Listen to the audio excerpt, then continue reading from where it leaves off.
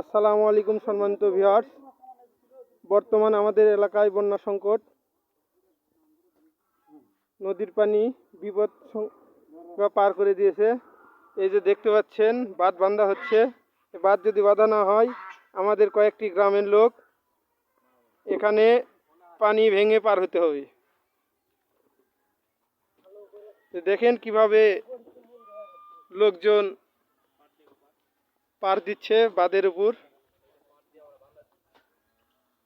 এই যে দেখতে পাচ্ছেন একেবারে পানি রাস্তার উপর দিয়ে পার হচ্ছে।